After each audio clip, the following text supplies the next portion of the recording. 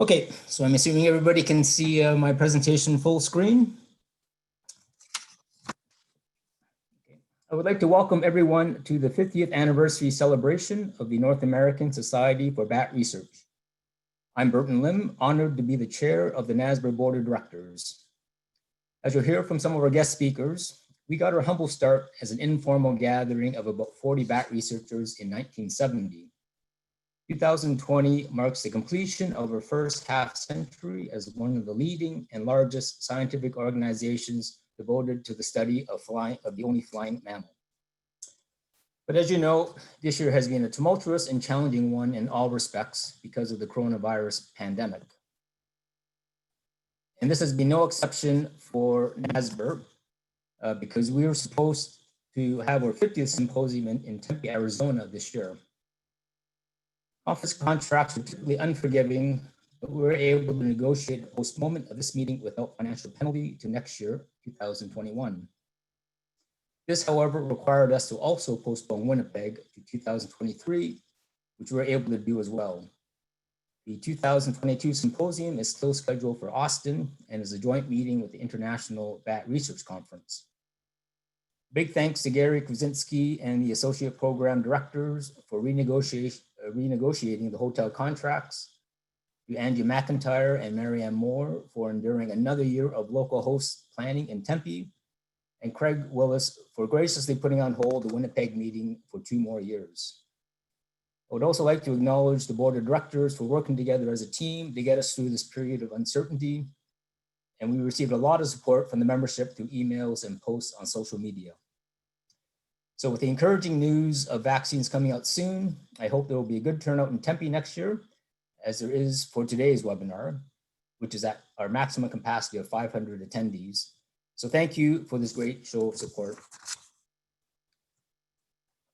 During the early stages of COVID in April, we also learned of the passing of Tom Kuntz, a founding member of NASBR and an undeniable giant of bat research.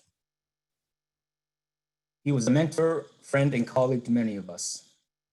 Tom received the highest honor of the Miller Award in 1948 for outstanding contributions and services to bat biology. In 1995, he hosted the joint meeting of the International Bat Research Conference and NASBR in Boston. Tom was instrumental in forming our board of directors in 1999 and served 2 years on the first board. He was made a lifetime member of our society in 2013.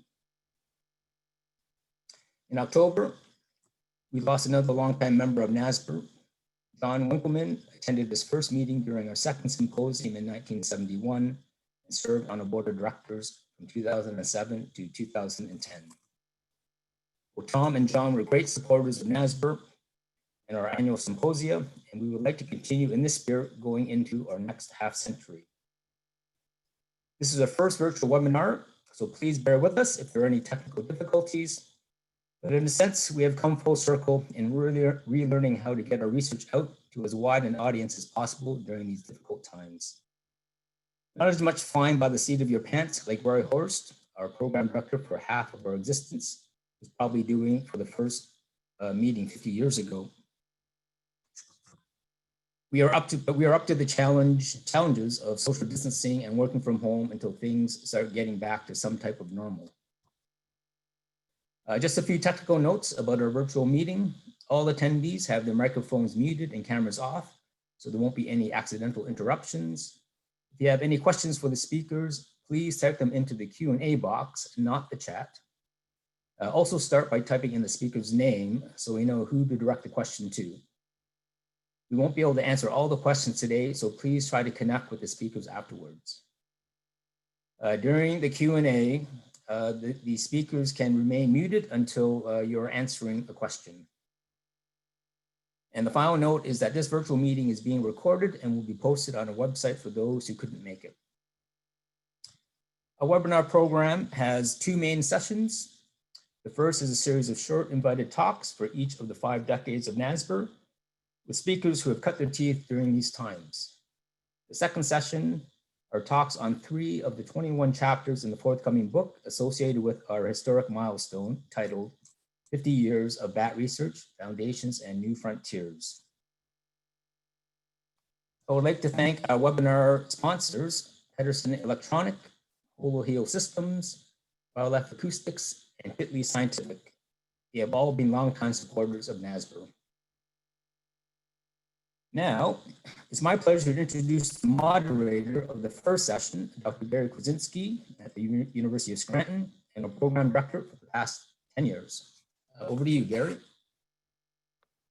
Thank you, Burton. I need to start my video and share my screen.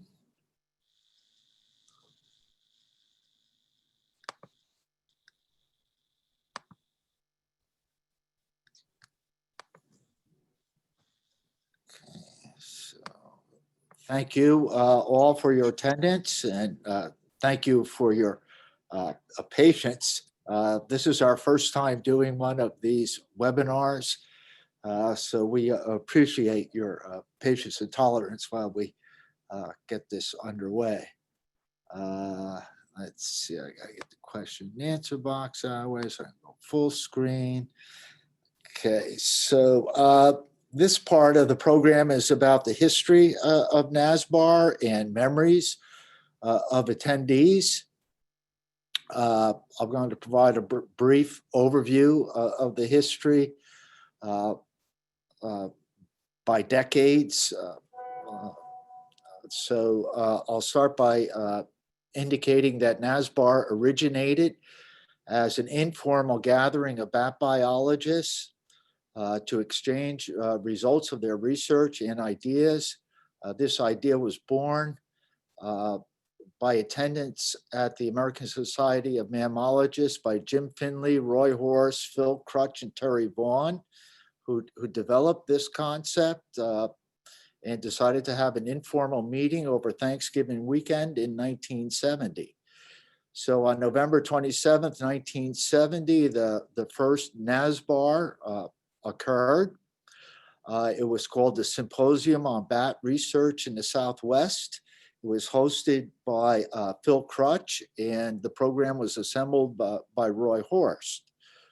The meeting was very successful, and they basically said, well, let's do it again. So they got together next year in Albuquerque, and at that time they had attendees from Canada and Mexico attend. The same happened in 1973, a third meeting. So the meetings were renamed to the North American Society on Bat Research in 1973.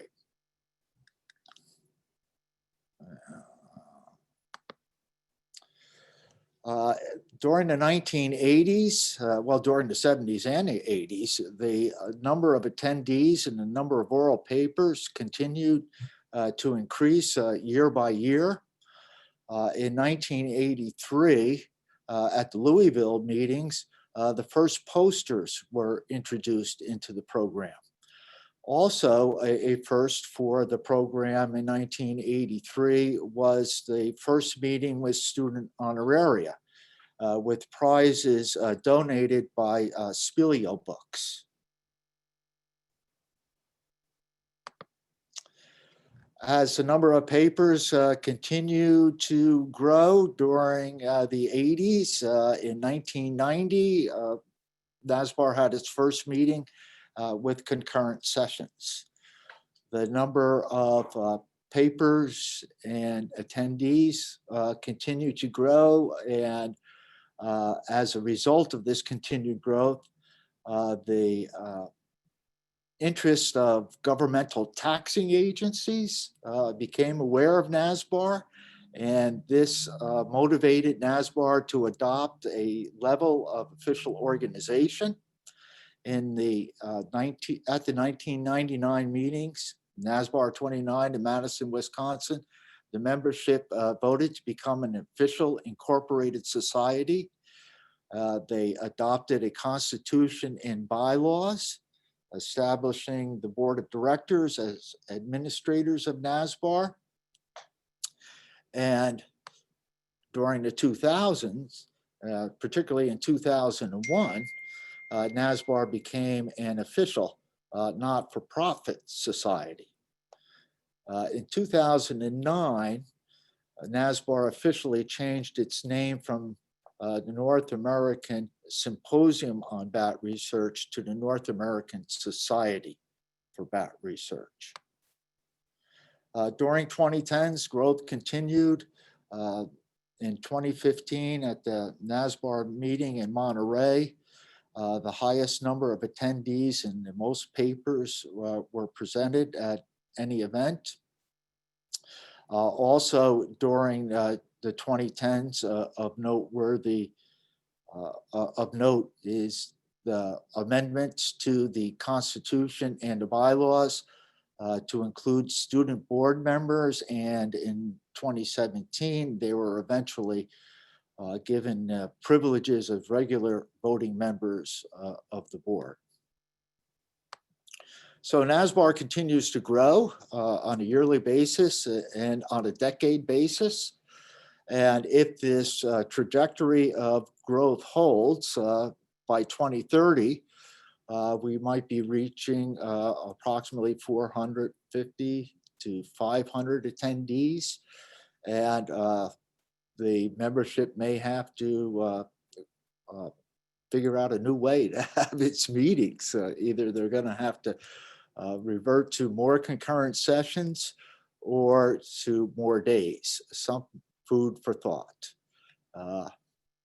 And that concludes my comments on the history of NASBR. And I'm going to stop sharing. I believe that's what I have to do, is stop sharing. No, I've stopped sharing. Okay, so I now need to introduce our next speakers, who will be presenting on memories of their first meetings at NASBR. And to begin this part of the program, I'd like to introduce Brock Fenton, who attended the second meeting in 1971, and well, he'll provide his own details of his memory. So here is one of our long-term and outstanding members, Brock Fenton. Southwestern Symposium on Bat Research that was held in Albuquerque, New Mexico, on 26 and 27 November 1971. There were 35 papers on the program, and as I recall, which may not be accurate, most people sat in on all of the papers. This was a very exciting, wonderful opportunity to meet colleagues and hear both about diversity of bats and ongoing research on bats. And remember, this is pre-internet, pre-email, communication by traditional post and by telephone, but it was a great way to start. I was so excited about being able to go and spend a whole meeting talking about bats with other bat biologists. I started by visiting the University of Kansas in Lawrence and drove out to Albuquerque with several others, including at least Tom Kuntz, Merlin Tuttle, and Larry Watkins. That was nonstop talking. For me, this meeting was a celebration of the diversity of bats, by topic, by area, by technique, by questions, by species. In other words, NASBR hasn't really changed at all. This is what we do, and bats never cease to amaze us. The 1971 precursor to NASBR was a meeting for experienced bat people and for newcomers, such as undergraduate and graduate students.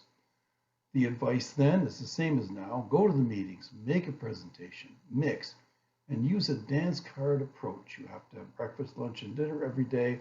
Have them with someone different and learn about what they're doing and tell them about what you're doing. You don't need to be a stranger at your second meeting and the meetings you go to after that. In this way, NASBR is true tradition. I found the meetings almost as good as field work. I think for me, working on bats was a combination of exploring the unknown. Perhaps that started with being excited about caves, and then it was an opportunity to find out new things about bats. And that's probably something like what most of us have experienced. These are 4 field shots, me in 1968, then in about 1997, and then in about 2019, and then in 2020. And for me, field work has always been the best. It's a way to meet bats on their own ground. And when you can, it's a great way to meet colleagues. So for me, the NASBR meetings are part of my life. They've been that way since 1971. And it's always a pleasure to go and have your enthusiasm rekindled by the general atmosphere of the meeting. So let's carry on.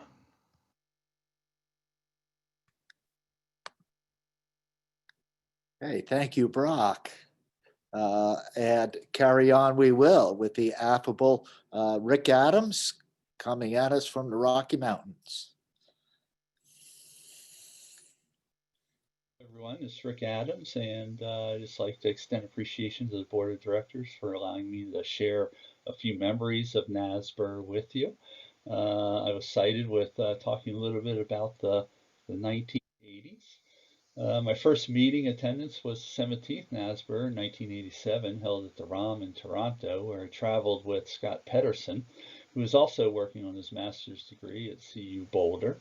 We have been working on clearing and staining prenatal embryos of bats and looking at development. I kind of focused on postcranial anatomy, and Scott focused on the skull. I gave a talk on my research, and Scott did a poster on his. Curiously, that there's not enough room for all the posters, and so I think Scott's was put in the stairwell. So there were 42 presentations over 2 days, including 10 student oral presentations, and 7 posters at that time. Of course, Scott and I made many acquaintances with other students or recent grads at the socials, some of which have remained friends and colleagues for many years now. For most of us that attend NASBR, either far in the past or more recently, it quickly becomes a lifetime commitment to bats and to each other, forming a very tight-knit group for which I have found no equal professionally. You may recognize some of these folks that are still with us as NASBR, and even started before Scott and I did, and they remain close friends over the years. Other highlights from Toronto, I'd just like to say the senior members of founding members of NASBR were very gracious to Scott and I and welcomed us into the group very quickly. It was pretty obvious that students were put front and center again, and I gave my talk right before lunch, and afterwards John Hermanson and Dale Buchanan approached Scott and I and offered to take us out to lunch, which was quite memorable and something that we greatly appreciated. We also met the other important researchers in bats, including Roy Hurst, Merlin Tuttle, and of course Tom Kuntz. We met Brock Fenton, and we had just read his book, Just Bats, which came out right before the meetings. And a funny point about this is that Brock thought that Scott was my advisor. The following year, the 18th NASBR in 1988 was in Calgary, Canada. So we went back to Canada again. There were 12 student oral competitions and 43 total oral presentations and 11 posters. Scott drove from Nebraska, where he had started his PhD with Trish Freeman. So he drove about 8 hours to Boulder and picked me up, and we drove all night up to Calgary. Got there about 8 a.m. And couldn't check in, so we ended up driving up to Jasper and Banff for the day, and basically got no sleep for the next few days, and then had to drive all the way back home. At these meetings, there were 12 oral presentations from students, 43 total, and 11 posters. So there was a few more talks and posters at this meeting. The 19th NASBR in 1989 was in Knoxville, so it came to the US, and there were quite a few more people at this meeting with 17 oral presentations from students, 57 total oral presentations, and seven posters. And it was hosted by Gary McCracken and Michael Harvey. And so that ends up the 80s, and just like to end by saying NASBR continues to grow, of course, and to be one of the premier bat research conferences globally. And happy 50th to NASBR, and cheers for another 50 years. Thanks for listening.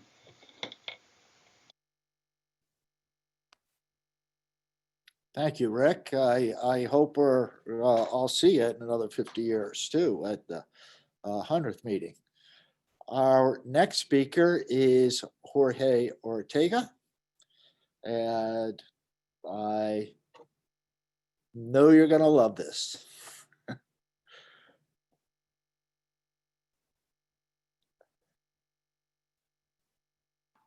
In 1993, I was Hector Sarita project technician. We had begun to prepare the organization of the 1994 NASBR meeting in Iztapa, and we were immersed in combining sponsors, logo design, selection of the host hotel, size of the room, attendance, etc. The working group was excited because it was the first time that the North American meeting on bats was going to be held in our country, and we want to show our college how wonderful was our country.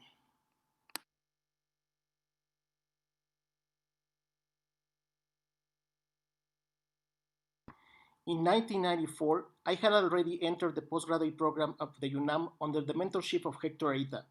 In addition to the study commitments such as defining the thesis topic and writing the protocol, now we were faced with the fact that we are about to start the 24th NASBR meeting in October.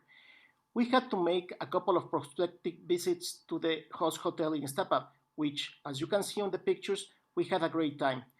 The hotel met all the necessary requirements to be able to be the host of the meeting of this size and nature. It had very large spaces, large rooms, and a warm tropical climate that could be very appreciated by our friends from the north. My doctoral thesis topic at that time was about the morphological structure of the assembly bat communities in the nootropics. For this meeting, I had to present my preliminary data, so the stressful was big, analyzing data, having a summary ready, making a presentation in English, which I was a virgin in that field, more all the volunteers' duties. The meeting was very dynamic, and I had the opportunity to meet many of the young students who today are great friends and researchers. It is worth to mention that before my talk, a similar presentation was exposed, but he received the inquisitive question, so being the next speaker, I was very nervous about the questions. Lucky me, my English was so bad that nobody understood anything and there were no questions. We were finally able to successfully finish our meeting. We were proud of our work, and we felt that the commitment to present Mexico as a viable option to hold meetings outside of the US-Canada area was fulfilled. In the same way, all the volunteers and incipient graduate students were amazed at the idea of meeting the great personalities within the field of bats. These characters were famous in our reading seminars. They guide us on the new theoretical frameworks, and being able to see them in that meeting, talk to them, and have them interested in our works was a truly unique experience. In 1995, we had decided to go again to the 25th NASBR meeting, which this time will be held in Boston in conjunction with the International Bat Research Conference. This time, we are going to be big. We will not only see the friends that we had made on the previous meeting, but also to know great international personalities. It should be noticed that at that time I was a student, so I barely have enough money to cover some of my expenses, and I did not pay my registration fee to the meeting.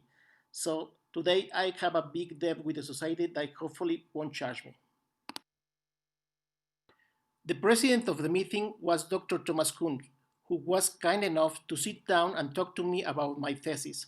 At that time, I had many doubts regarding my topic. Talking with Tom Kunz, new ideas emerged to work on my project on behavioral ecology with artificial senses.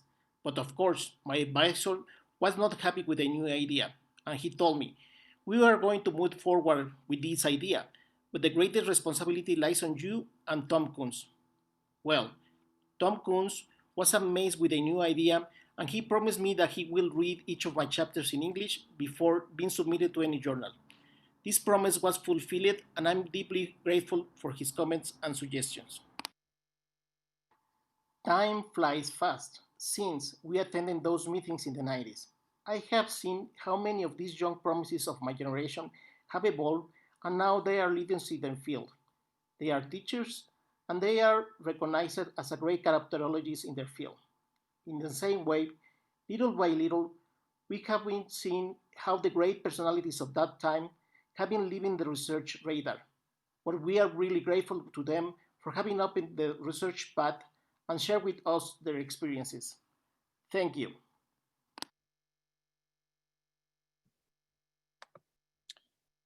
Muchas gracias, Jorge. Now, from deep in the heart of Texas, we have Tiggy Kingston, our host for the 2022 meetings.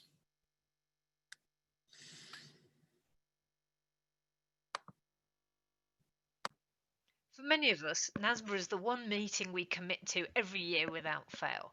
We get the chance to catch up with old friends, nerd out about bats, and learn from the students as they take research to the next level. I love this meeting, and I was really tempted to turn this review into something of a roast.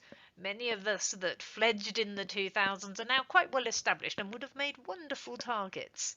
To my peers from this decade, and of course to those who came before and after, thank you for your friendship and collegiality. You epitomise everything that a professional society should be. But unfortunately, the 2000s was also one of the most important decades for North American bat conservation, as our bats were thrown into crises that would ultimately reduce populations by the millions, threaten even the most common of species, and see rare species listed on the Endangered Species Act. The one bright spot was the response of the bat research and conservation community, and the role that NASBR played in this response should be a source of pride to us and continue to shape our society. Notification of the first crisis came from a poster in 2002 that looked at bat mortality at a wind farm in eastern Tennessee. And it was soon apparent that high levels of mortality at installations was a widespread phenomenon, and this precipitated diverse studies on the who, where, when, and why. The work begun in this decade continued to the next, and although we still don't know the full story of what attracts some bats to turbines and how we can deter them, research has gone on to identify effective mitigation strategies when there is industry and political will to implement them. Just as the community was coming together to address the challenge of wind turbines, came a poster from Alan Hicks and colleagues reporting high levels of mortality at Hibernacular in New York. This iconic image from the poster was accompanied by the observation that half of the living bats had a white substance around their noses. This white nose syndrome was inferred to have been related to the mortality event in some way.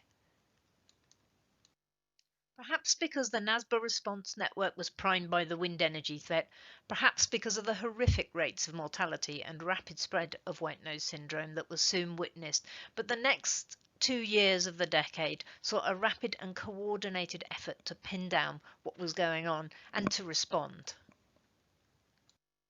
The 2000s weren't all doom and gloom, and perhaps one of the more important research directions that supports bat conservation really got going in this decade, that of quantifying the role of bats in agroecosystems. This body of research, first reported in a poster in 2000, went on to put dollar values on the ecosystem services provided by bats, and this was pivotal in securing public support and federal dollars for white-nose research, and for shaping the opinion of many about the impact of wind turbines. The threats from the 2000s have not abated, and new threats loom. But what have these crises taught us? First off, NASBR matters. Our annual meeting provides early warning of novel threats that can facilitate rapid research responses and practical protocols that are critical for mitigation. My only caveat might be to shout these warnings louder and make sure that important findings, however preliminary, aren't buried in a crowded poster session. I think they've also taught us the importance of having such a diverse membership.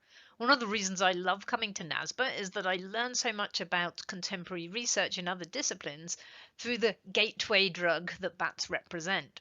But this also provides a foundation for the kind of interdisciplinary research that is needed to resolve complex conservation challenges.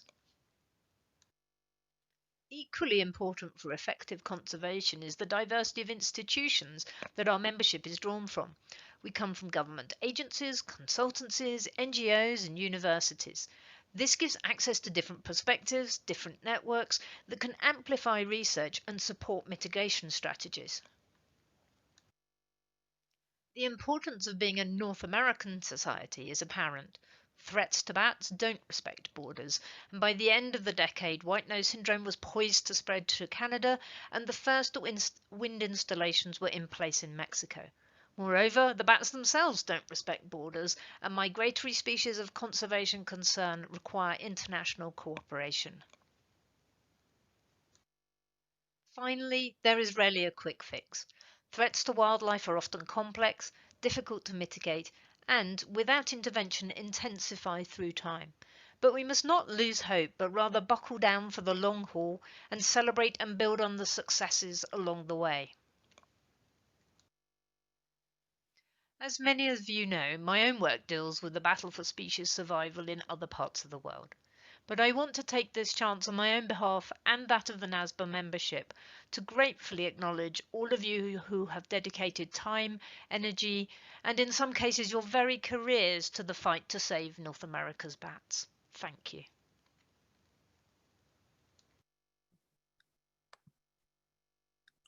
Thank you, Tiga. Very nice. I would like to remind participants to please use question and answers and not chat for asking questions. Thank you. Our next speaker is the energetic Dana Green.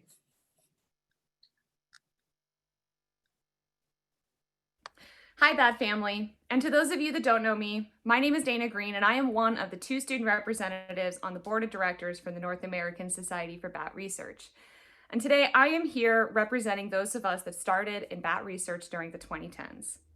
When I first started making this video, I went about it how I've done these types of things before, talking about how I got started in bat research as an undergrad, how did I fall in love with field work, how did I fall in love with bats, and I stopped. I stopped because that is a shared story. We all had this experience, most of us had this experience of falling in love with bats and falling in love with the work. And I reflected on what it really meant to be someone who started in bat research during the 2010s. And I realized very quickly that I have never known a bat world where bats were doing okay. The very first meeting I went to was a Midwestern Bat Working Group meeting. It was in Indiana that year, in 2014, and I had already been working with bats for about a year to 2 years. And one of the main focuses of the meeting? White nose syndrome. Of course, it was 2014. Researchers at the time were starting to fully understand the devastating effect that white nose syndrome was having on our smaller Myotis bat populations, decimating populations in some areas. Another major topic was the impact of the wind industry. And I will never deny that the path forward for our future is to shift towards renewable energies, wind energy being one of them. But we were starting to see the effects of how increasing wind industry, increasing wind turbines could negatively affect our migratory bat populations. Tens of thousands, if not hundreds of thousands of bats found underneath wind turbines every single year. As a young bat researcher, as an undergrad, this was my first exposure to the bat research world. Many of us, like me, got started as undergrads during this time and possibly, like me, felt a little powerless and just wanted to know what we could do. We haven't known a world without white nose syndrome. We haven't known about research world without the implications from the wind industry. And for lack of a better phrase, we've been waiting on the sidelines because we've been learning, we've been training, we've been young. But now we know better. And we're going to usher in the next decade of bat research, and we are ready. We have all been inspired. We have all nursed this passion, not only for the study of bats, but for the conservation of bat species in North America. To the generations ahead of us, you had to watch it happen. You had to be the ones to document the full effect of these devastating conservation issues. But you also did something else. You instilled in us the importance of talking about bats to everyone else, our friends, our family, the public. You're the ones that stress to us that we should do outreach presentations for families, for kids at schools. You pushed us not only to be the best bat biologists that we could be, but also to be educators capable of speaking to government officials, industry professionals, as well as elementary school kids and summer camps. You pushed us to be advocates, to be outspoken, and to be conservation biologists as well as bat biologists. And I know I can only speak for myself, really, but I think I can feel the sentiment from all of us trained during the 2010s that we are ready to help hold up that mantle. One of my mentors, Dr. Erin Bearwald, has said something frequently in the talks that she gives. It's been a bad decade for bats. And it's true. But also during this decade, an entire generation of bat biologists has also been nurtured. During the 2010s, we have gone from undergrads and field techs to trained professional individuals who are ready to help move the NASBR community into the next decade. And not just in regards to biology either, but also socially.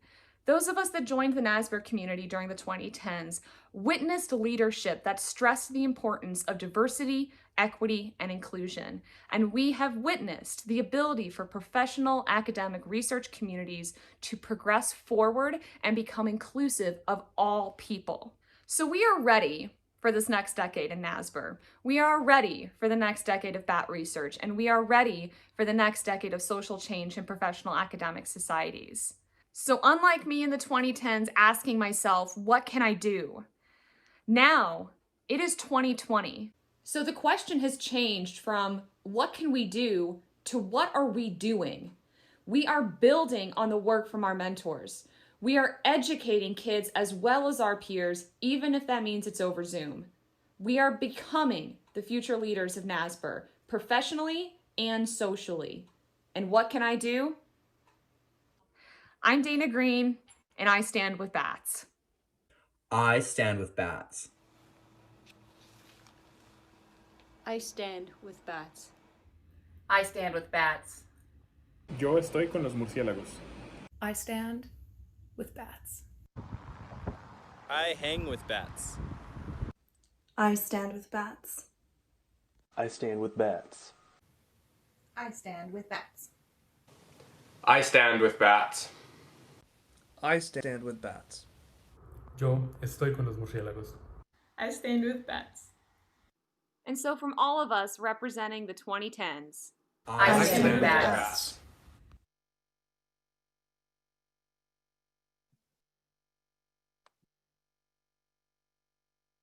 Okay, thank you, Dana. Thank you very much. Now I begin questions and answers, I believe. Is that right? So from Burton Lim to Brock Fenton, what is the biggest or most significant change you have seen in NASBR between the first decade and now? I'm afraid it's getting so big that a bat meeting, it's very hard to meet everybody and even meet the people you need to meet with. I'm not sure how we fix that. It's success, and I guess we have to live with it and just be energetic enough to overcome it. Okay. Yeah, I agree. It it is becoming a problem, organizational wise too, as well. Thank you, Brock. From Amy Russell, to all speakers, can you comment on the importance of NASBR to your collaborations? Let's start with Brock. It's absolutely essential because it gave, if I think back to the first meeting I went to and that first 10 years of it, that's where you actually got together with people. You made plans, you made friends, you talked about ideas, and that's what it's all about. Rick? Well, yeah, I would just support Brock's comments. I think, in graduate school, I wasn't in a bat lab, so it was my only really contact time to talk with other bat people. And then, even if you are in a bat lab, chances are when you become a faculty member somewhere, or maybe even in an agency, you might be the only bat person. And so, again, it's a lifeline throughout your entire career. It's not something that starts and never ends. So it's for your entire life, even after you retire.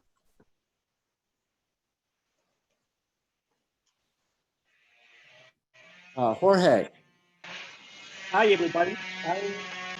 I'm thinking that probably NASBR is the best scenario that you can have to present your data, and also to hang with people that is doing the same thing and share the love for bats in the North America region. I mean, it's a great opportunity to meet people that are working the same way that you're doing in different countries, but it's great to see a lot of people in the NASBR meetings.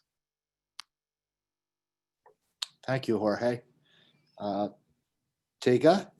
I can't add much to what's already been said. Oh, that's not me, I swear. I can't add much to what's already been said in terms of the opportunities to collaborate and share with like minds. But for me, the society has also played a very important role that picks up on something Dana said in her presentation, and that is an opportunity to have a professional network of women in science. That has been a challenge at some of the institutes I've been based at, and it's sometimes been my relief once a year to come and hang out with peers who see some aspects of the world the same way as I do. So on top of the scientific support that I've received, I greatly appreciate the mentoring and networking for women in science that the society has provided. Great, thank you, Tega. And Dana? I definitely second everyone's sentiments that the network is unbelievable. The mentorship is unbelievable. The support of women in the sciences has been astounding in NASBR. And as starting going to these meetings as a student, it's never been a community where I felt uncomfortable approaching the people who have been in NASBR for a lot longer than I have, who have been publishing papers and who I have admired for a really long time. And it's always been unbelievably warm and welcoming to come to these meetings, which is a huge thing as a student, being scared to walk up to someone and say hi.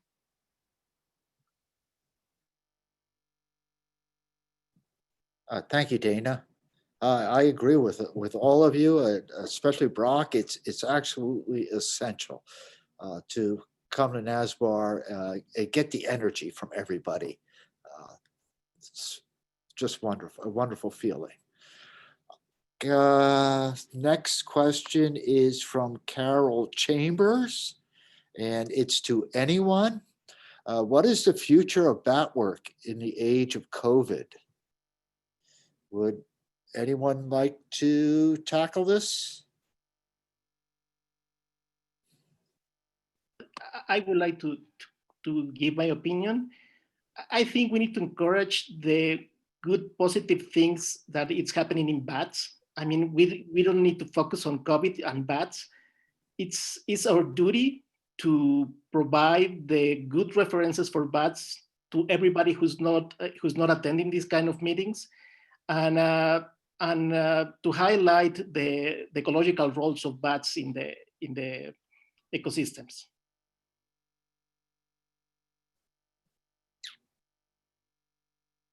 Thank you, Jorge. Anybody else?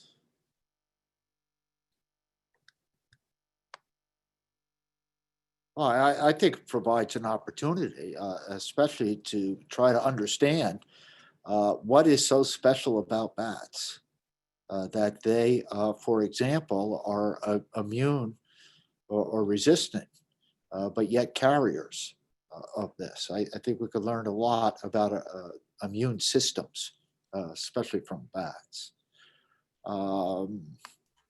If I can kind of echo what you're saying there, Gary, I think some of the biggest opportunities for bat research in if one is sticking within that domain is to extend out and promote more interdisciplinary research. So we have a very solid bat research community, and it is fun to hang out in our NASBR Bat Cave every year.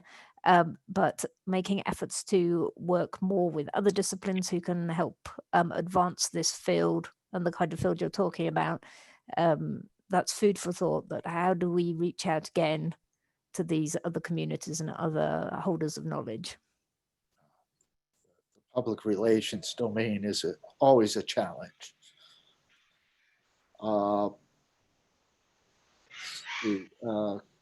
Camila Hurtado, as a new student, what are the ways that I can get involved with NASBR? Maybe Dana, you want to tackle this since you're probably the most recent to being a student, new student. Sure, yeah. So getting involved with NASBR as a student, it can seem intimidating, but if you're willing to put yourself out there and like just go ahead and introduce yourself to people, you can start getting involved with different types of committees or subcommittees. You can run to be a student representative, like all student representatives, like myself did at the last in-person NASBR meeting that we had. And get very involved with NASBR, especially when things like COVID pop up. You get to be very involved with the discussions and decision making for the society. But if you want to get involved on kind of a more casual basis, then there's always helping out with the student socials or organizing different kinds of student events that we're going to have at our in-person meetings next. And and just meeting other students, especially at those mixers, the student mixers, you can meet all of your other peers, and then it kind of settles you into a really good baseline of people that you know, and then you can spread out your networking from your own age group, and then they'll introduce you to their mentors, and it just kind of spreads. So it can be a little intimidating, but just kind of putting yourself out there and getting onto some different projects that NASBR is doing is really, really rewarding.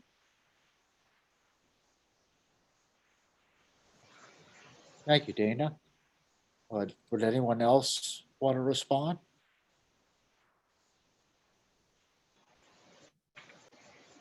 Okay, we have time for one more question from an anonymous attendee. NASBR has an incredibly inspiring trajectory. Do you have any tips you could share for other regions in the world looking to connect their bat research and conservation efforts? How do you start? Can I take that one?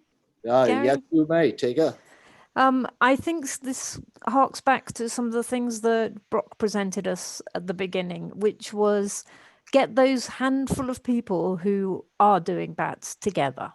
Get them together, start small and grow. That really is the message. I took the model from NASBR to Southeast Asia We got a handful of people. We started building. We had our first conference in very much following the ethos of NASBR, where it was very student friendly, very open, not terribly formal, no big suits, no suits needed, that kind of thing. So get together. That is the most important. Make that kernel by connecting and talking to one another. Obviously, now is not the ideal time to do that, but even connecting on Zoom may be one way to start. But you can't beat the power of the meetings, of the finding the like minds and regenerating and rejuvenating every year. And from there, it will grow. I'd like to add to that. Take advantage of Zoom and similar facilities. You don't have to worry about the fact that somebody's on the other side of the world. Meet them on Zoom. Meet with a bunch of people on Zoom. That can be set up very simply. And remember, it doesn't cost very much whether the person is just down the road or on the other side of the world. Take advantage. Remember, these people have a passion for bats, and they're usually more than happy to talk about it. You can't shut them up. Well, some people you can't shut up. All right. Well, that unfortunately is the end of our time. We have to move on to the next session. So thank you very much to all of our participants, all of our presenters, and happy batting. Okay, thank you, Gary, and thank you for the 5-decade speakers. Those are great and inspiring talks. Yeah, so next I would like to introduce the moderator of the second session, Dr. Amy Russell at Grand Valley State University, who's also one of the editors of the 50th book. Over to you, Amy. Great, thank you. Okay, so I'm gonna talk myself through setting this up here. Please bear with me.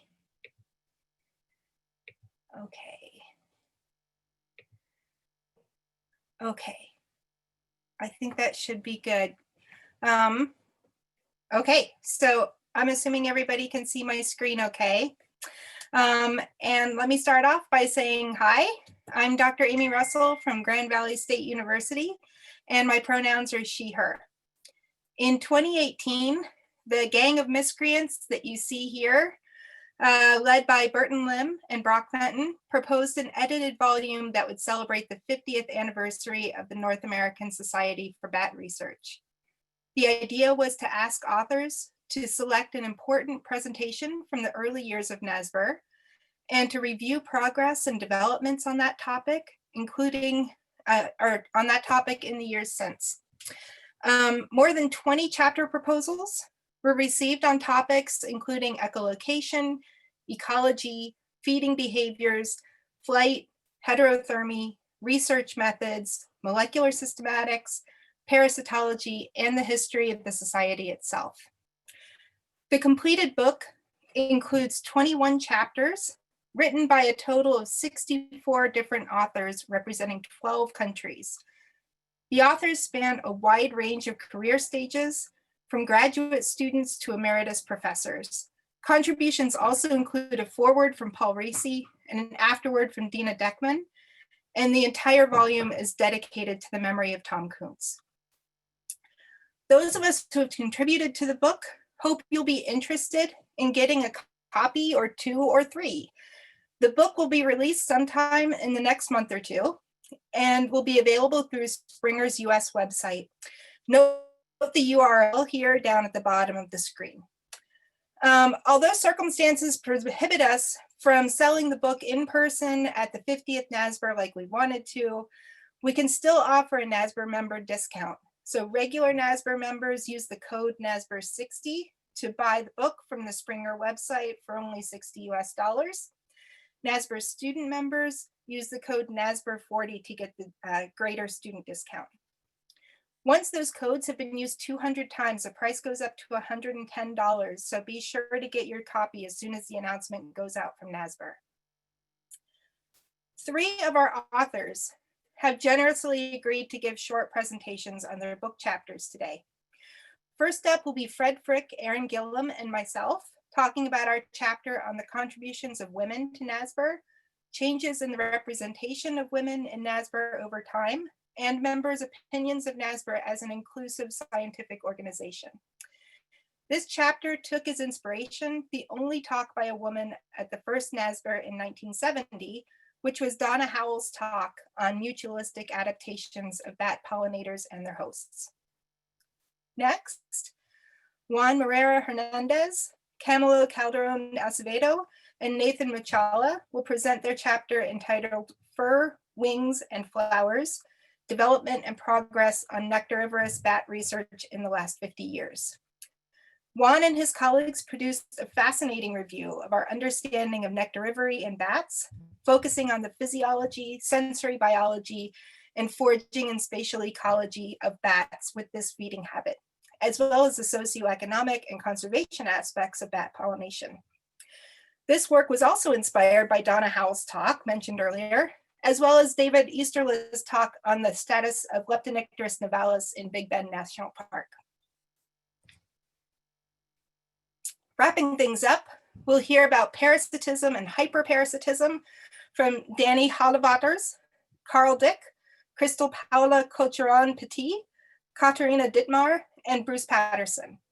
While parasites of bats have been discussed at NASBR since William Overall's 1971 talk on the relationships of the bat fly Megastopoda arani with the host Artibius gemescensis, Danny and colleagues reviewed the multiple trophic levels of parasitism seen in bats, the arthropod parasites of bats, and the fungal parasites of those arthropods, and suggest models of international collaboration to better understand these systems.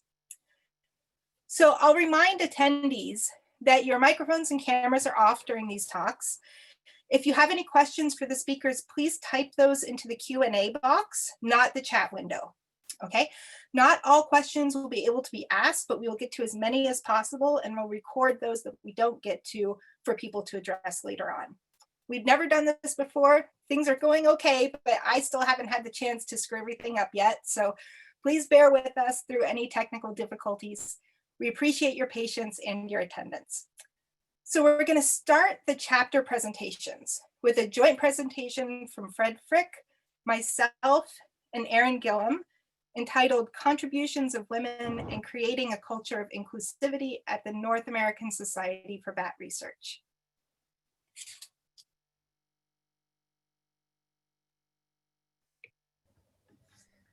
Hello, everybody. This is Winifred Frick from Bat Conservation International. And Amy Russell from Grand Valley State University.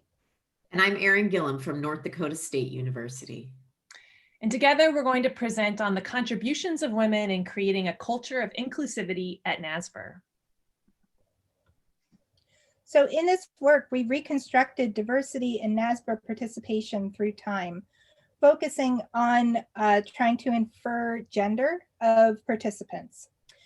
To do this, we looked back through 50 years of programs, and we inferred the gender identity of participants from their names, contacting senior authors where we had some uncertainty.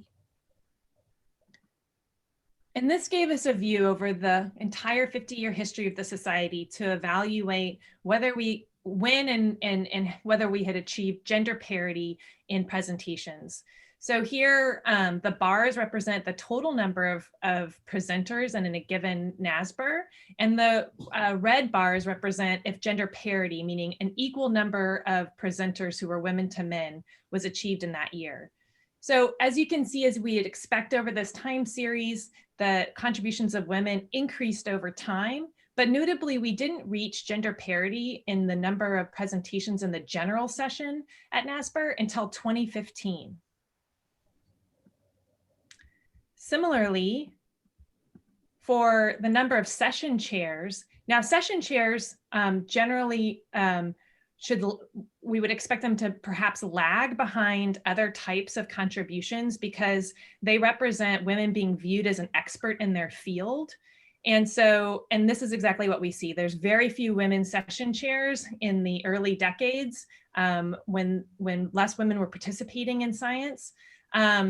And it isn't until relatively recently, in fact, again, 2015, that actually 2016, but in 2015, we see a dramatic increase in the number of invited women session chairs at NASBR. Amy, can you reflect on why this might be? Yeah, so we held our first Women in Science breakfast unofficially in 2014 in Albany.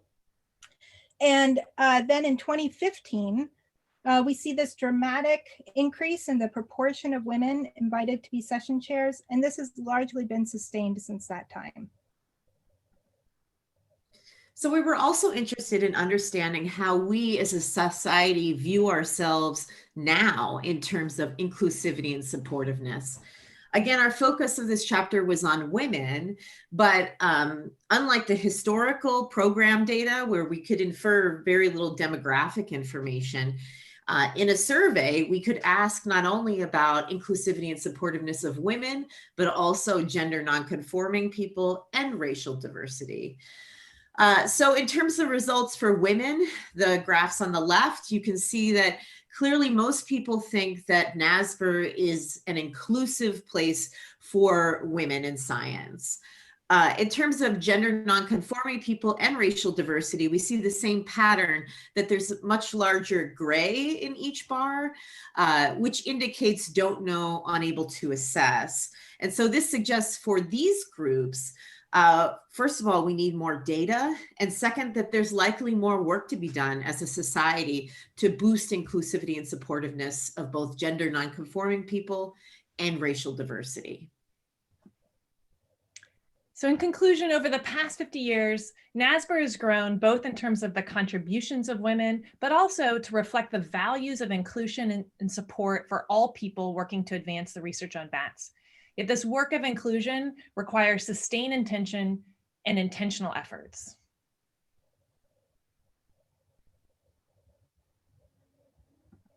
Thank you so much. So we're going to move on to the next presentation now. As we're transitioning to the next talk, I'm going to remind attendees again to please contribute questions into the Q&A box for the panel discussion after all of our talks. Our next speaker is Juan Morera Hernandez, talking about fur, wings, and flowers, development and progress on nectarivorous bat research in the last 50 years. Hi, my name is Juan Morera Hernandez, and I'm happy to share with you a little bit about the book chapter I wrote together with Camilo Calderon Acevedo and Neto Muchala for NASBR 50th year anniversary upcoming volume. Nectar-feeding bats or nectarivorous bats are bats who predominantly feed on nectar and pollen from flowers. They belong to two groups. Here you can see a phylogenetic tree of all bats with two main groups of color branches. These two main groups correspond to the Philostomidae on the left and the Pteropodidae on the right. These are the two families that have specialized nectar feeders. Together, they have 67 species of specialized nectarivorous bats in 25 genera, and this represents roughly 5% of all known bat species, the 14 plus that we know today. However, there are several dozens of other bat species that consume nectar and pollen opportunistically. Most of these are fruit eaters, but there are two notable cases of nectar feeding in species from predominantly insectivorous families. Those are Mystacina at the top in blue, and then Anthrozoos, the pallid bat in the southwestern United States, here at the bottom in brown, visiting the flower of a columnar cacti. So all in all, there's many bats that are nectar feeders and that pollinate hundreds of species of flowers all over the world.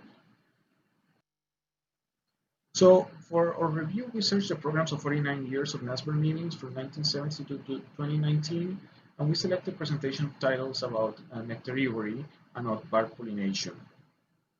We found 287 presentations, including orals and posters, and of these, 124 published papers as of December 2019. So here's the distribution of the number of presentations per year of NASBR meeting. As you can see, since the 1990s, there's been an increased interest in the biology of nectarivorous bats.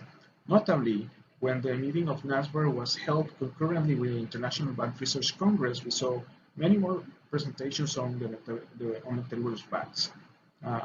Those are indicated with the asterisk.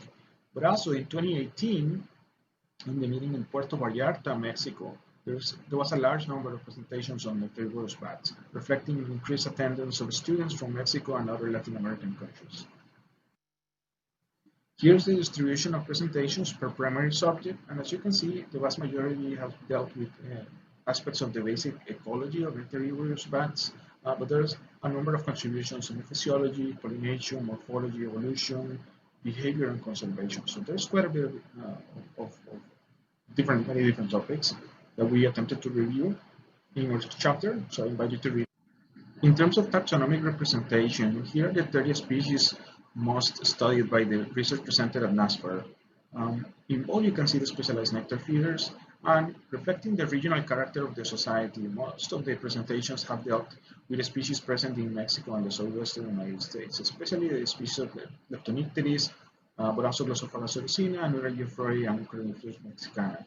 But again, there's been quite a broad coverage of many different species from both the Phylostomida and the Therapodidae. Unfortunately, it will be impossible to distill all this research in the 5 minutes of this presentation, but there's a number of highlights that I want to point out. So we mostly dealt with the morphological and physiological adaptations to obtain energy from nectar and pollen, to power hovering flight and long-distance foraging movements by these bats. There was also a fair bit of research on the sensory ecology, the use of echolocation, smell, and spatial memory to find and exploit floral resources in complex environments.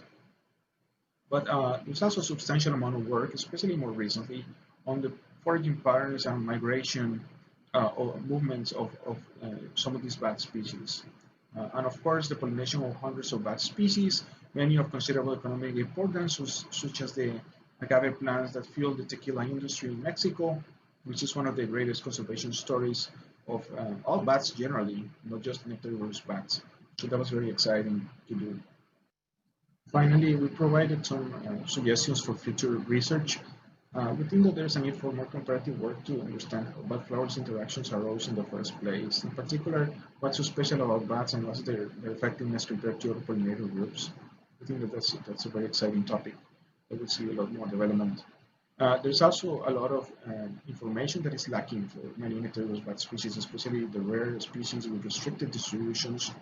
And of course, there is a pressing need to understand how human impacts on rapid environmental and climate change are affecting seasonal movements and spatial patterns of foraging in environments that are increasingly more affected by their activities. And finally, the intricate nature of bat flower interactions, it's a great conservation tool and educational tool to raise awareness about the value of all bats, not just noctivorous bats. I'm happy to take any questions.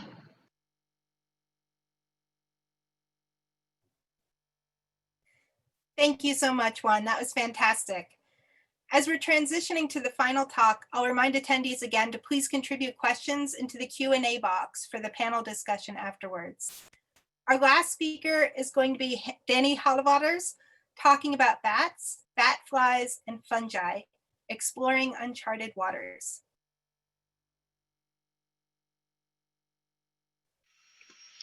Good afternoon, everyone. In this presentation, I will briefly introduce tritrophic associations among bats, bat flies, and fungi, an exciting example of hyperparasitism. Conservation biology has a major blind spot. Parasitic species are probably the most diverse and abundant form of metazoan life, but they're also among the most threatened and underprotected. As a result, a global plan for parasite conservation has been proposed with 12 ambitious goals around conservation research encompassing standardized protocols and outreach. This includes biodiversity surveys, taxonomy and descriptions, and capacity building. Now, these are also among the goals in our project dealing with bats and their ectoparasitic associates. When we say that parasites are a legitimate part of the Earth's biodiversity and important components of ecosystems, this applies to hyperparasitism as well. All organisms are almost sure to pick up a parasite during their lifetime, even parasites. Bats are parasitized by blood-sucking flies, which themselves can carry ectoparasitic fungi of the order Lapobinialis. This tritrophic system has been neglected for decades. Although recent fieldwork and collaborations have fueled a surge in research of this field, we still know very little about broader ecological questions such as how Labilbenialis fungi may affect their batfly hosts. Let us introduce the two levels of bat parasitic associates, starting with the batflies. There are two families of batflies. The Nycteribiti family includes 276 species in 11 genera. They are wingless, dorso-ventrally flattened, and they have dorsally inserted legs, which give them a superficial spider-like look, hence their common name spiderflies. Their global distribution is largely tropical and subtropical, with nearly 80% of Nycteribit biodiversity being present in the eastern hemisphere. Within the Streblidae family, 240 species are described in 33 genera. There is much variation in morphology in this family, often linked to where on the bat the fly occurs. This is what we refer to as ecomorphology. For example, there are forms with extremely elongated posterior legs that run over the top of the fur when they're disturbed. Streblids mostly occur in the neotropics. There are 4 genera of batfly-associated fungi. Gloandromyces includes 6 known species associated with streblid batflies in the neotropics. The arrow at the left shows you the scale of these fungi. They are usually between 100 and 200 micrometer in length. 2 species of Nycteromyces are known, associated with streblids in the neotropics and the Old World. The genus Arthorhynchus includes 3 to 4 species on Nycteribit batflies. These only occur in the eastern hemisphere. And 2 species of Dimeromyces were recently described from Nycteribit batflies in South Africa and the Philippines. In their remarkable book chapter published in 1966 entitled Some Relationships Between Mammal Hosts and Their Ectoparasites, Wenzel and Tipton asked outstanding questions that have motivated decades of inquiry into the ecology and evolution of parasite-host associations, regarding host specificity, coexistence and competitive displacement, altitudinal zonation, and zoogeographic relationships between parasites and hosts. Many of these questions are still being addressed 5 decades later. Similarly, many of these same questions are also posed in the tripartite system of bats, batflies, and Labilbenialis fungi. All of my research in this project really leads to this one particular question which I would like to solve. What is the effect of biotic and abiotic traits on parasitism of batflies by ectoparasitic fungi? For example, what is the effect of bat roosting behavior or of human-caused habitat destruction on parasitism of batflies by these Labilbenialis fungi? We know some of the answers for parasitism of bats by batflies, but how does this translate to the next level in this hyperparasitic system? This brings me back to one of my introductory slides to highlight the need for large, non-biased, tritrophic datasets. Starting in 2021, hopefully given the situation with COVID, I will be overseeing a project that involves standardized fieldwork, capturing bats, collecting batflies, screening those batflies for the presence of fungi in different localities around the world. This is a multi-institutional project with financial support from Operation Wallacea, NSF, Research Foundation Flanders, UNACHI, and Texan Expeditions. I want to end with this slogan as presented by Don Windsor in his Nature paper: Equal rights for parasites. Slogans aside, parasites are an integral part of life, and so they should be incorporated in integrative biodiversity and conservation studies alike. And on this note, I want to thank you all for your attention.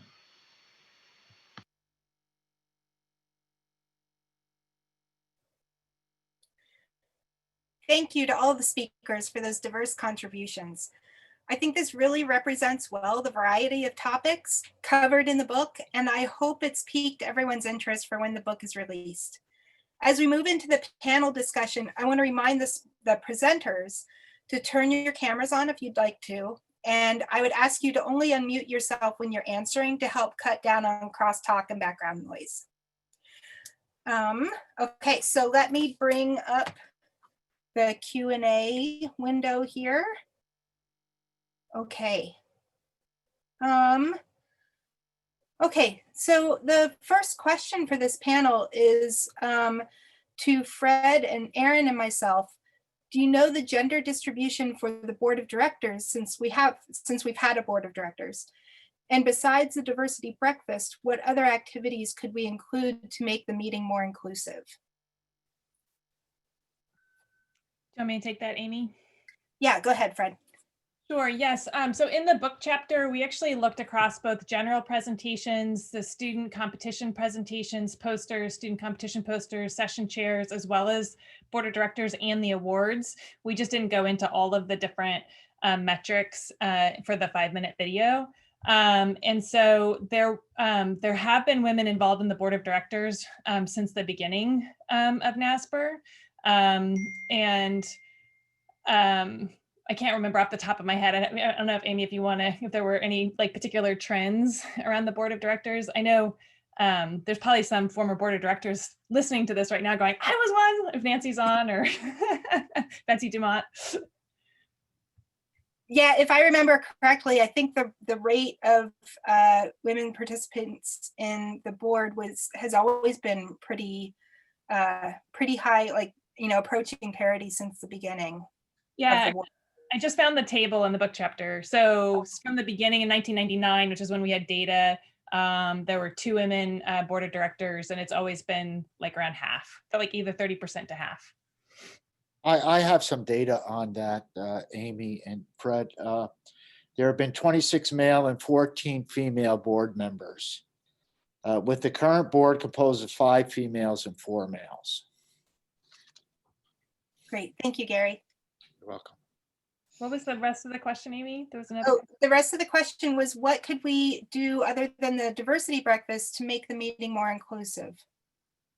What activities could we do? Yeah, so I think we included some of that in the questionnaire and had a number of different suggestions. I mean, one of the things that Amy, you helped spearhead with Jorge was in I think it was the Puerto Vallarta meeting that was the first time we had pronoun stickers. Yes. I don't know, do you want to field part of that one? I don't know. I think having more diverse participation in the diversity breakfast itself would be a positive change. We've often seen more underrepresented groups attending the diversity breakfast. You know, people are tired and it's an early morning thing. But, you know, if we're going to see change in society in general, it's the people with power need to be taking the actions. Yeah, so that's one thing I would like to see different. And that, I think that was improved in the 2019 meeting. Right. And a couple of the other changes that we mentioned is that there was a code of conduct and an establishment of ombudsman's persons in the last 5 years or 6 years that's been in development. And then I think one of the things that came out was that people really saw the Lunch with a Mentor program as also being part of the society, a demonstration of the support on the part of the society to create opportunities for exchange and mentorship that generally, even though that's not specific around diversity, equity, inclusion, those kinds of opportunities really help provide some of this welcoming, kind of the culture of welcoming and support for students that broadly is a part of the culture of inclusivity. I'll add really quickly too that, you know, one of the things that we learned in putting this chapter together was that that some of the themes that we heard in the first half of this event about NASBR being a very inclusive and welcoming place has really been across the entire history, and that we did a few interviews with with Pat Brown and also Donna Howell, who were some of the women who were present from the beginning. And they both remarked that even though it was a time in which there was a lot of sexism in science, that NASBR was a place where they felt very welcomed by their community. Yeah, thanks, Fred. I want to keep moving on to questions here. So the next question is to Juan from Shiranjani Ir. Is the amount of research in each subject or area of research an effective funding available, or is it just the difference in research focus? Okay, yeah, that's a great question. And because nectar feeding bats comprise such a large and very diverse group of different species, there's a high disparity in the amount of research that has been devoted to different species. So I think in most of the literature that we reviewed, the main trend is actually temporal, in the sense that for many species in the 70s and 80s, the first couple of decades of the society, there was this slow build-up of just basic nature history and information for many of these species. And as most of these details were being unveiled by the work that was being done, then people started to ask more sophisticated and complex questions related to conservation, to like large-scale movements, seasonal patterns of foraging, and so on. Also, recently you see more work along these lines, aided by the increased sophistication of tracking technology, for example. But for many other species, and especially this is true for many tropical species from Central and South America, tropical Africa, Asia, there's a lot of information that we don't even really know about the very basic biology. And because these bats utilize floral resources, which are distributed often like following seasonal patterns that can vary among years, it really needs a dedicated community of researchers studying them long term and building up slowly data over a significant amount of years and flowering seasons to really understand the biology of these bats. So I think that unfortunately, recently we are opportunities for funding towards this kind of much needed basic research are limited. Hopefully this will change in the future, but. Great, thank you, Juan. I want to move on to a question to Danny. This is coming from Burton Lim. How many researchers are working on the fungal parasites of bat flies parasitizing bats, and how can people collaborate in this new field of study? Yeah, that's a great question. There are not so many people working on the parasites of parasites. I would probably say a handful. And how to collaborate? Well, I'd love to have more collaborations, so that'd be great. I think for now you should probably email me to figure out like ways to move forward to try to find more labs that have active research questions in this system, because right now it's all around me, and I would like to have more people being involved and carrying the questions. So yeah. Awesome. I'm going to follow up on that here. There's another question from Mohammed Benjadou, who says, and this is, NASBR Live facilitating collaborations. Mohammed says, Danny, I also work on bat ectoparasites in North Africa. Could we incorporate samples from this area? Oh yeah, absolutely. Yeah, that's great. Yes, that's actually one of the reasons that I became involved with NASBR a couple of years ago, because I got this project going on and seemed to me like a really good way to form these collaborations. So yeah, this is great. Yes, please. That's awesome. Live collaboration in front of you. Wonderful. Okay, so I have a question here from an anonymous attendee, and I'm thinking this is probably directed at everybody. What changes do you foresee in your topic over the next few decades? Do we want to start, I guess, in the order of presentation, maybe with Fred?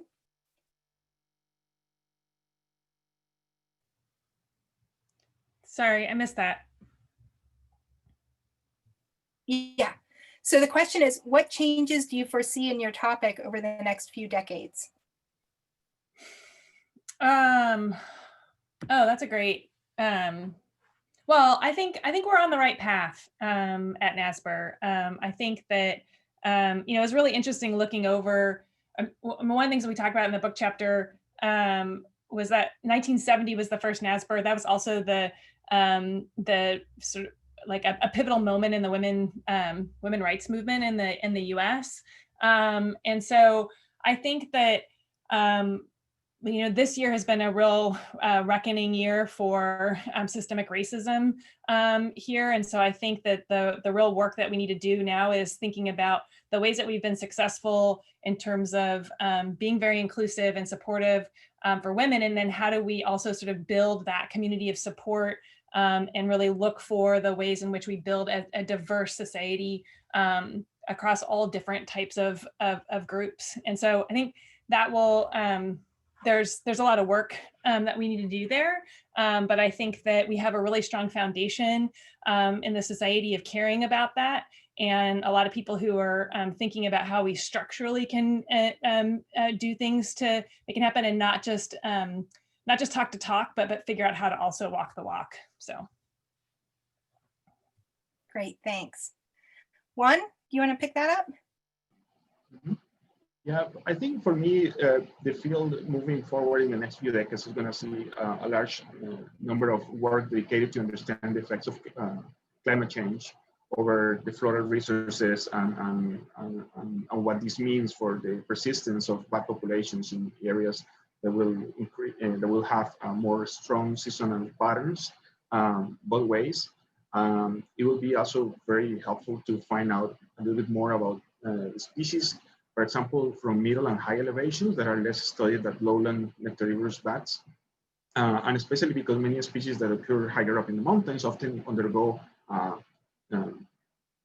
movements up and down the slope different times of the year, and the resources that they are tracking up and down the mountain are likely to be affected by climate change as well. And then the other main area that I believe we see a lot of research devoted to it is how we can make human landscapes more friendly to bat pollinators, to give them a better chance to persist and to continue enjoying the benefits of their pollination services for many plants and crops that we use and that have economic importance, but also for the role as pollinators of native plant species in their habitats. Fantastic, thank you so much. And Danny, I'll throw the question to you. Yes, pretty similar to what Juan said earlier. I think in this system right now we're just trying to figure out what's there, like all the bat flies, all the bat fly associated fungi, trying to figure out the taxonomy and their associations. But then the next step is really what the exciting part will be, like trying to figure out how climate and habitat destruction affects these associations, and trying to find common ground and see if we can find how parasitism is at these different levels is affected by these traits. Awesome, so much work to do. It's really exciting. So I'm going to wrap up this Q&A session here. Thanks to everybody who submitted questions. If we didn't get to your question, I encourage you to please try and reach out to the speakers and follow up. And right now, I'm going to throw things back to Burton for concluding thoughts. Yes, thank you very much to the presenters and moderators in both sessions. Yes, I'll just take a couple more minutes to wrap things up here. One second, I guess I have to, let me share my screen first. Ahead of myself there, 1 second.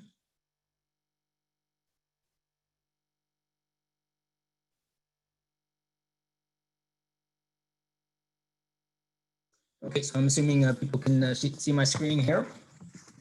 So I'd just like to reiterate that the book won't be available for purchase on the Springer US website until after it is published, either late December, early January.